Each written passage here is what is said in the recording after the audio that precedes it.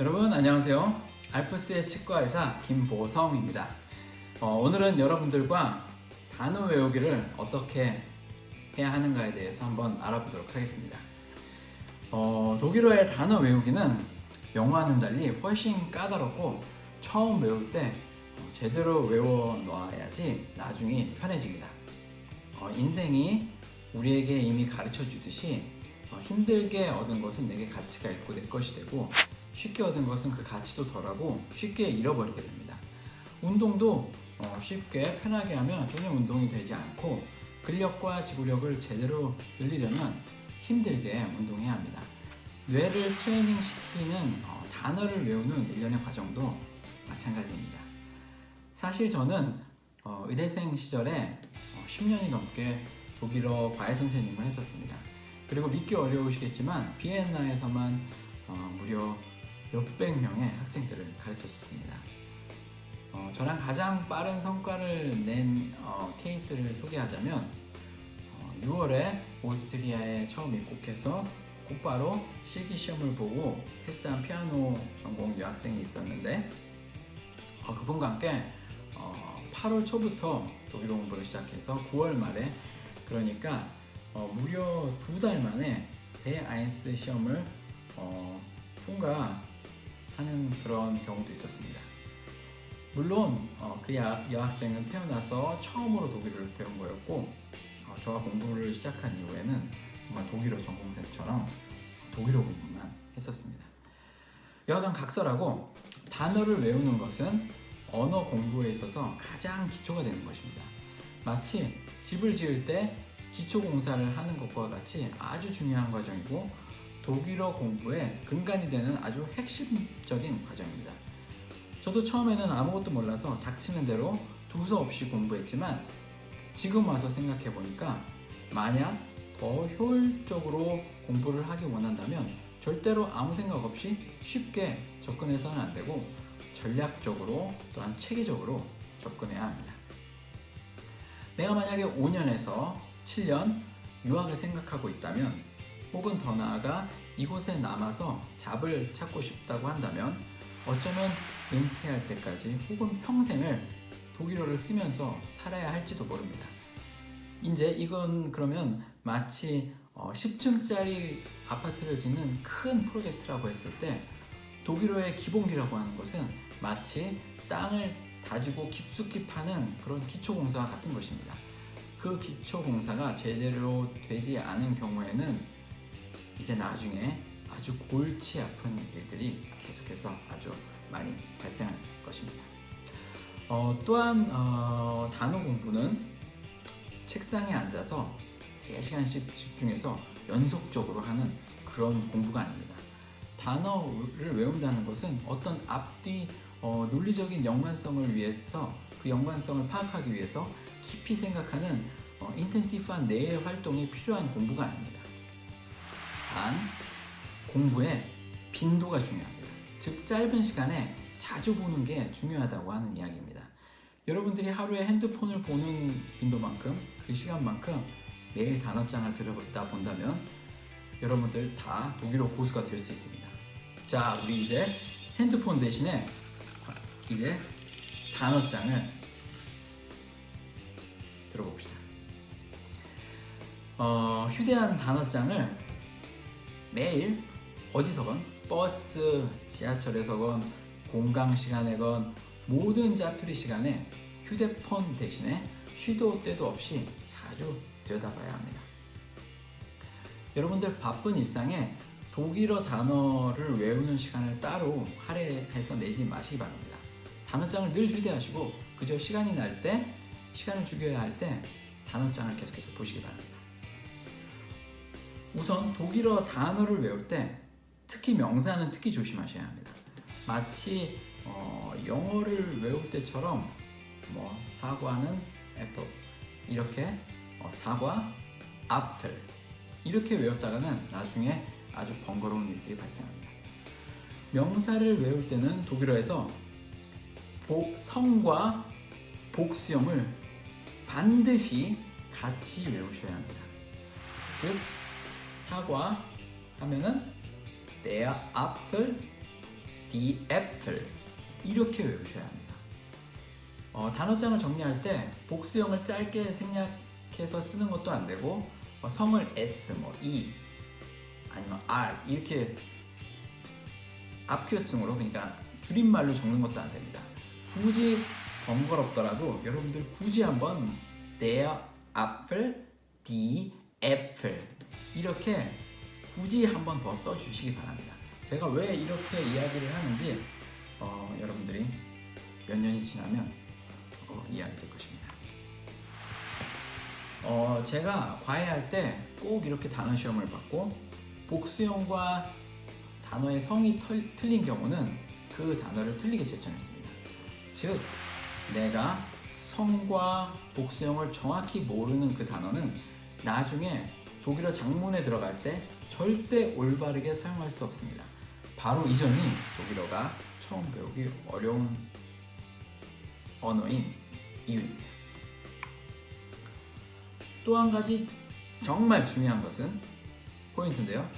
입력형이 아닌 출력형으로 단어를 외우셔야 한다는 겁니다. 입력형이 아닌 출력형으로 단어를 외우셔야 한다는 것입니다.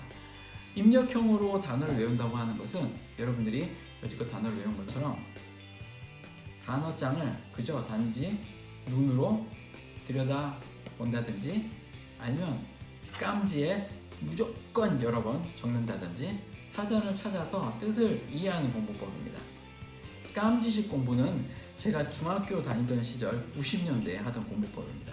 조금 가정을 섞어서 이야기하면 이 공부법은 단어를 외우는 것이 아니라 뇌는 놀고 있고 손이 운동을 하고 있는 것입니다. 출력형의 공부는 간단합니다. 우선 휴대하기 좋은 단어장을 마련하시고 한 페이지를 이렇게 반으로 접습니다. 그리고 혼자 책을 읽으면서 공부하시다가 모르는 단어들, 더 나아가서 내 주위에 노출되는 모든 단어들을 절대 그냥 지나치지 마시고 죄다 적으십시오. 적자 생존입니다. 적는 자가 살아남습니다. 한쪽에는 먼저 한글의 뜻을 적으시고 반대편 접은 쪽에는 독일어를 적습니다. 그래서 여기다가 예를 들면 한국말로 사과 적으시고 반대쪽에는 접은 맞은편에는 der Apfel, die Äpfel 앞규어증 쓰지 마시고 그대로 단수형과 성과 단수형을 써주시고 die 그리고 복수형을 앞규어증 없이 그냥 다 적어주시기 바랍니다. 그리고 외울 때는 어떻게 하냐면 이제 만약에 한 페이지를 다 채웠다고 하신다면 이제 이렇게 반으로 접고 한글 부분만 보는 겁니다. 한글 단어만 보고 독일 단어는 가린 채로 머릿속에서부터 생각해내서 자기의 입에서 der Apfel, die Äpfel 이 나오면 내가 그 단어를 정확하게 아는 것이고 만약 어렴풋이 알고 있거나 성이 정확히 기억이 안 난다면 내가 모르는 단어인 것입니다. 이렇게 어렴풋이 알고 있는 단어들은 막상 독일어로 대화를 할 때 절대 내 입에서 먼저 퍼포먼스 될 수 없는 단어입니다. 여기서 정말 중요한 점, 스스로 독일어 단어가 생각날 때까지 절대 접은 종이를 펴보지 마시기 바랍니다. 대략 한 10초 정도를 곰곰이 생각했는데도 절대 떠오르지 않는다면 그제서야 이제 독일어 단어를 보시기 바랍니다. 그리고 출력에 실패한 단어들은 이렇게 체크를 해놓습니다. 그리고 이제 한번 보고 또 다음번에 또 볼 때 두 번째로 봤는데도 단어의 출력이 실패했다면 또 다시 체크를 해놓습니다. 이렇게 하면 내가 몇 번 출력을 시도했고 또한 몇 번을 실패했는지 알 수가 있습니다. 저도 잘 외워지지 않는 단어들은 6번, 7번까지도 체크한 적이 있습니다. 그리고 반복할 때는 체크가 많이 되어진 것들을 그런 단어만 보면 됩니다. 제가 처음에 오래 보는 것보다 자주 보는 것이 중요하다고 했는데 절대 그냥 보는 것이 아닙니다. 한글만 보고 그에 상응하는 독일어를 머릿속에서 생각해내서 입으로 뱉어낼 수 있어야 합니다. 바로 이것이 실제로 독일어를 구사할 때마다 뇌가 실제로 하는 하는 과정인데, 이를 연습을 통해 수없이 반복해서 이 일련의 과정이 자동화되게 해야만 하는 것입니다. 우리가 외국어를 할 때, 독일어를 할 때 왜 자꾸 이렇게 이야기를 하는지 아십니까? 바로 이 출력 속도가 느려서 버퍼링이 걸리는 것입니다. 그 속도를 빠르게 하는 방법은 반복밖에 없습니다. 단어장을 한글만 보면서 뇌에서 빠른 속도로 처리해서 독일어로 변환시켜서 더 빨리 입 밖으로 나오게 연습하십시오. 그러면 독일 사람을 실제로 만나서 독일어를 할 때 하는 그런 시간을 줄일 수가 있습니다. 제가 처음 독일어를 공부할 때 저는 위대한 포부가 있었습니다. 그런데 포부를 이루기 위해선 독일어 공부를 아주 열심히 해야겠다는 그런 생각이 들었습니다. 또 주위에 독일 2세 친구들이 있었는데 그 친구들처럼 독일어를 정말 잘하고 싶었습니다. 난 내 주변에 있는 모든 독일어 단어를 다 외워버릴 거야, 이렇게 마음을 먹었었습니다. 여러분들이 아직 20대 초반이시라면 저처럼 이런 무모한 도전을 하시기 바랍니다. 여러분들 아직 젊습니다. 이미 나이가 있으신 분들도 절대 포기하지 마십시오. 이렇게 동영상을 보시고 계시는 분들은 분명 독일어를 배워야 하는 이유가 있는 분이실 것입니다.